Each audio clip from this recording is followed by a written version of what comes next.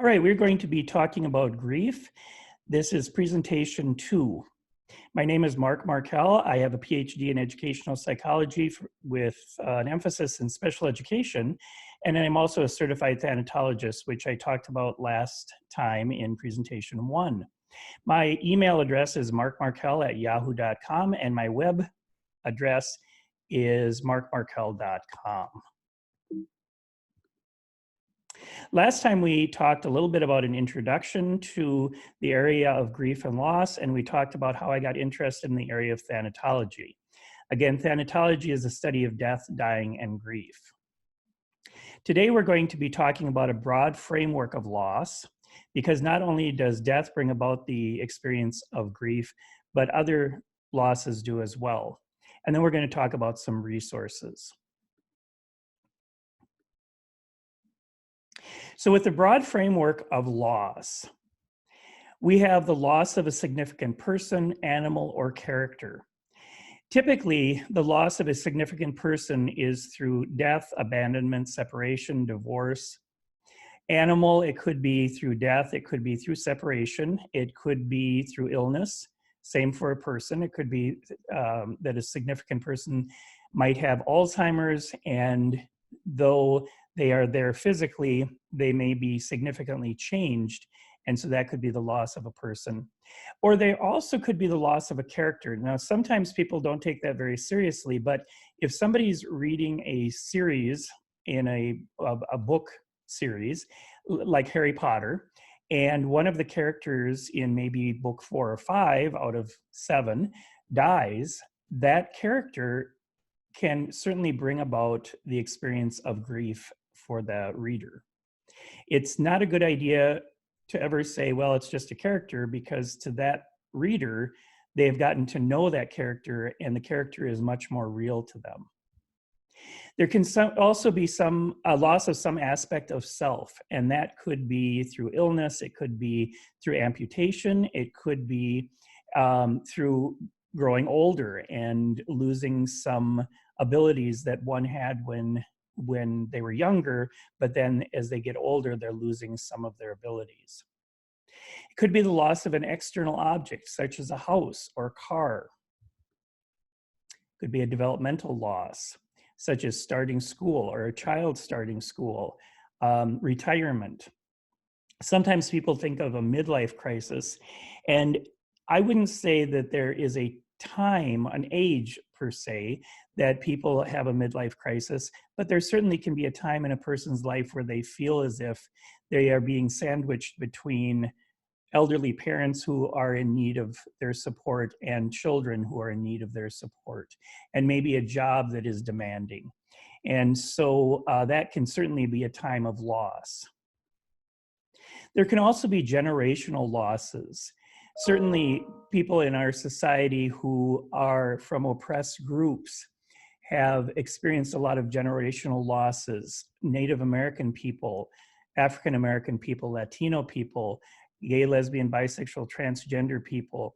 There have been a lot of generational losses that, though the current generation may not be aware of all the losses that happened in the past, they still may be affected by them because of how others have behaved and how others have experienced that loss.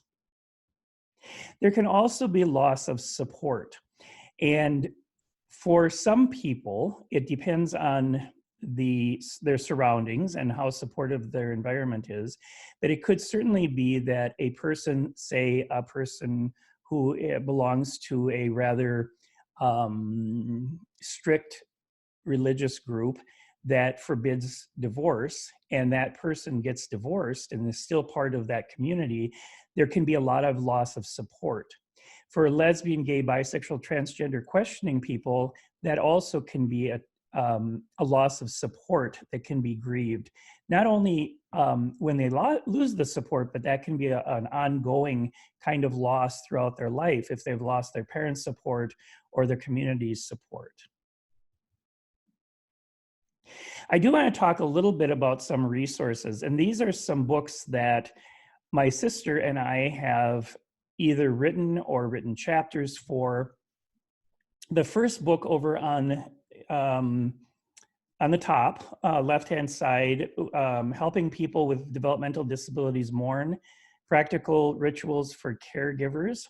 That is on my website as well, and that is a group of rituals that can be used for people who are concrete thinkers. In the middle, we have a picture of myself and my sister, and we're holding up the book, The Children Who Lived, Using Harry Potter and Other Fictional Characters to Help Grieving Children and Adolescents. That's a book that we wrote several years ago in response to the Harry Potter book series and other fictional characters. The reason why we put other fictional characters in the book is because some people, unfortunately from my perspective, were unable to use the Harry Potter characters with children or adolescent groups because of some opposition to the stories and to the, especially to the magic that is present in the books. The middle book, Children's Encounter with Death, Bereavement, and Coping. My sister wrote a chapter and I wrote a chapter, and that is a textbook that has been used in a lot of different educational classrooms. On the right-hand side, Everyone Grieves, Stories About Individuals with Disabilities and Grief. That's a book that I wrote having to do with people with different disabilities and grief experiences that they've had, either the loss of a parent, the loss of a pet, the loss of a grandparent. And it talks about people with a variety of disabilities, such as cognitive disabilities, emotional behavior disabilities, physical disabilities, autism, and just gives an insight into what that might be for a person experiencing loss. And then my sister and I also wrote some activities for assessment and treatment activities for children, adolescents, and families. Practitioners share their most effective techniques. These are some books for children that I have used in grief support groups and have read to children in non-death related support groups for death education. Where's Grandpa? What's Heaven? Always My Twin? Sophie? Day of the Dead for Kids? Nana Upstairs and Downstairs. There's a lot of really good resources for children. One of the things I would suggest is to make sure to look through the book before reading it to a child and make sure that the messages are healthy messages, that death is talked about as universal, that it's talked about as irreversible. It's not talked about with euphemisms such as the person is sleeping or passed away, but words like death, dying, died are actually used in the story so that those words can be understood by children as you read them the story. There's also some books for adolescents, and there's a lot of different books. These are some that I have really enjoyed reading and also talking about with adolescents. Before I Die, which is a story about a young girl who is actively dying. She knows that she doesn't have a lot of time left to live and just kind of what she wants to do with her life. Looking for Alaska is by John Green, and so is The Fault in Our Stars. Those are two books that are rather popular and continue to be popular with adolescents, and they talk quite directly about death and dying and grief and how the death of characters affects other characters in the story. There's Brothers in Arms. This is part of the Blueford High series. Blueford High is a fictitious school in California, and there's about 20 books, and they're very high interest, low readability. So students that are having some challenges with reading can read these books on their own or with the help of a teacher or an adult. And some of them deal with death and dying and grief. And I would highly recommend these books for a variety of reasons, not just for death and dying. And then there's also Harry Potter. And there's 7 different books. This is the Deathly Hallows, but there's a lot of different books that are in the series and talk about death, dying, and grief. So that's it for this presentation. Next time, we'll continue talking about issues of death, dying, and grief. And if you have any questions, make sure to let me know. Email me, go to my website and contact me that way. Yeah.